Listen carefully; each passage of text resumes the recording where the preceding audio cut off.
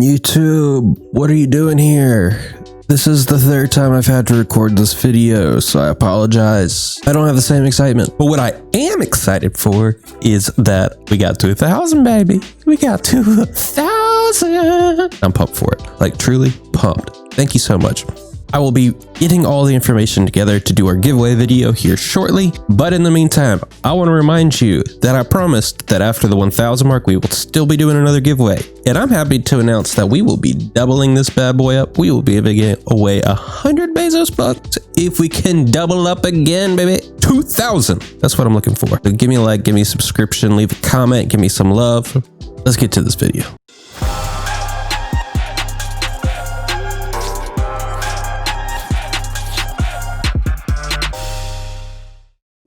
Alright YouTube, I just wanted to remind you that this contains none of the new heroes after global release. If you could get them on release day, they are included in this list. Come beginning of the new year, we'll revisit this list once like 10 plus more units are added. Just because these videos take so long to go out and I'd be competing against myself if I made changes every time a new unit came out in this game. With that said, Phoebe was one of the most reputed champions going into this.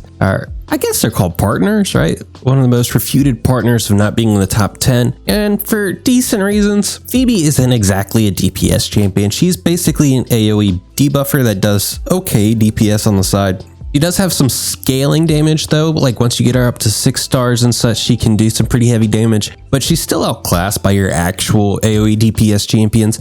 That defense down is pretty potent though, and she comes with a self-revive, so you can feel kind of good about throwing her in the front line if you wanted to. You drop her, you decrease everybody's defense, she can soak up a hit or two, then revive herself and soak up another hit or two. That's pretty strong in my opinion. She comes with a team debuff that if you're using light and healer classes, you need 5 of them to get that, and it's super OP if you can actually get it because she gives 3 people on the team immunity. But the issue with that is that light and healers aren't exactly ran in mass. It's very situationally applied. If you had a very strong light and healer comp and you don't have better options, she could be very strong. I could see in situations later in the game where she rises in priority if we get more light and healer units that are more viable.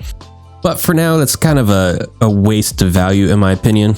And she doesn't really come online damage-wise at all until 4 stars. In fact, at 3 stars, I don't have her in my team. I had her in my team early because I thought she was super strong and broken. And then as I got better champions that were linsed up in any capacity, I quickly realized that Phoebe doesn't cut it anymore. So for me, Phoebe is a strong unit, and implied in the correct units, a stupidly strong unit. But those situations aren't all that practical, and this is an impact guide, not directly who is the best at max type of guide. For that ranking, or for that reason alone on this ranking, she clocks in at number 11. At number 12, another highly contentious pick here with Rikia. Rikia to me is a very, very fun unit. I like to think of her somewhat as Miyuki Light. In a lot of situations where you would want to throw Miyuki down, it's also acceptable to throw Rikia down. She does pretty solid AoE DPS, but she's mainly there for her CC. She's Miyuki Light because she has that, she comes with AoE CC, whereas Miyuki reduces the rage, which is kind of like a temporary silence ability, which Rikia has. And at 6 stars, or 5 stars actually, she can get to 6 stars. At 5 stars, Rikia can silence the enemy that she hits, which is very strong as well. At 4 stars, Rikia can then turn into a DPS and not truly just a CC AoE champion, and she's easily farmable. Overall, Rikia is a very strong unit.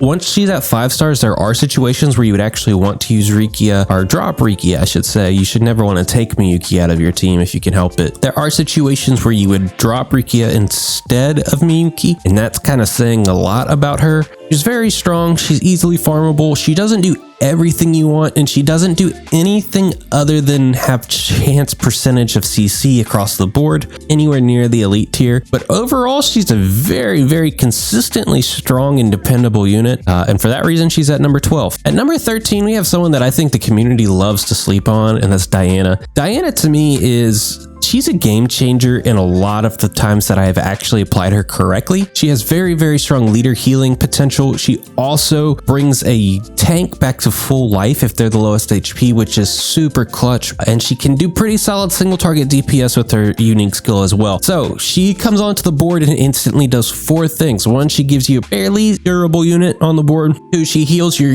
leader very substantially. 3, she heals someone else back to full life. And 4, she does pretty solid single target DPS to someone on the other team. All 4 of those things together make her pretty strong, and she does all of those things at 3-star pretty effectively. So to me, she is overall just a very strong impact hero.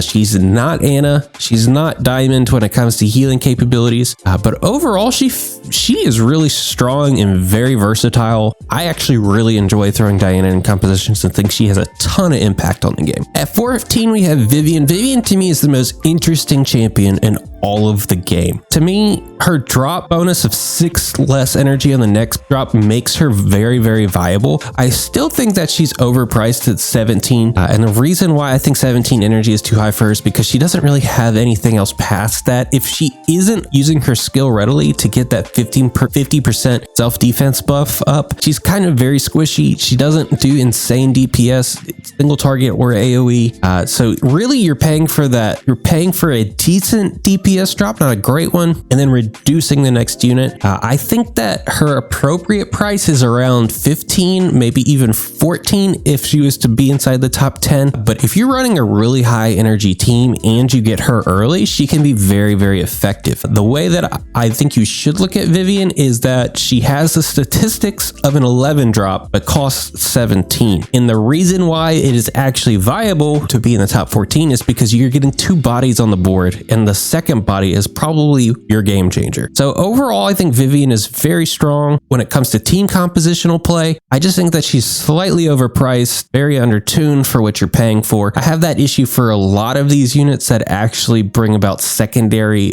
mechanics and are supposed to bring long-term value in a different way, which I see play out in Gimme as well. Gimme's kind of 2 8.5 energy units, the cost of 1, which is why I'm not the highest on Gimme. Vivian in herself is strong when used correctly. She's very strong, but her in herself is just kind of lackluster. All right, at 15 we have Saya. Saya is a very, very strong assassin type champion when she's at max, but until then she's also very viable because she has a 25 to 30% chance to instantly kill the person that she's attacking, which is obviously amazing, guys. And when she gets to that final star level, her crit jumps off the charts and you can farm her through the campaign, though the campaign will get you to 5 stars on her, so you're gonna have to grind out through Arcana. The last 5 bits you can't get her in a drop and things like that. So Saya overall, very strong unit in my mind. That insta-kill alone puts her in the top 15. When it comes to actual damage output and the utility that comes around outside of that insta-kill, it's pretty... the damage output is fairly high, but it's not as high as the assassins above her. So she's not bringing anything to the table like Pan and Maki and Kasumi do in terms of damage output, and she doesn't have the utility that the 2 of them do, Pan being, you know, the leader killer and tank buster on a low board. Saya, obviously the tank buster 25% of the time. So overall, I think Saya is a very good unit if you are free to play. She is definitely someone that you should look at to be one of your main carries, but in the grand context of the entire game, her impact is strong. Don't get me wrong, but it's not elite. So 15 feels about right for her. I think you could convince me she could fall anywhere between 20 and 12. At 16, Hotaru comes into play here. I like to think of Hotaru as the SSR Nina. There's a couple of champions in this game that just kind of seem like the upgraded version of an SR unit. Nina, Angela, and the new unit that just came out all remind me of different units that are weaker than them. But Hotaru has a 70% chance to stun, which is the main thing that you should be looking at for her. She does great single target DPS. She has a chance to do column damage with her skill and with her passive, so very strong there. And she has a chance to multi-hit. Overall, she's a very dependable DPS, very versatile. In terms of impact, though, she doesn't truly impact the board state a ton. She is just very much like a solid, dependable unit that I think compositionally you can throw into any situation, but she gets outclassed in a multitude of different ways depending on how you would want to use her. That's why she comes down towards the 16 range. Her top end DPS isn't up there, her top end utility isn't there, but she has the chance with her multi-hit to truly be a high impact champion, which is why she comes down here at 16. And we'll see Nina here in a bit and how she differs from her to have her own type of impact. At 17, we have Gagaku, Wakio, I don't know, Gagaku Bleach character here. Now, this is the one unit that I fear the most in the entire game. When someone throws this champion down, I just say, dang it. I freaking hate these exploding kittens. If you have played that card game, these exploding kittens are nothing like that exploding kittens. That exploding kitten's like a hot potato that you can like strategically move around. These suckers, no, they just explode on your face and there's nothing you can do about it. There is next to no counterplay to keep these stupid little spirit foxes from blowing up your Miyuki or leader. She is a great stall mechanic.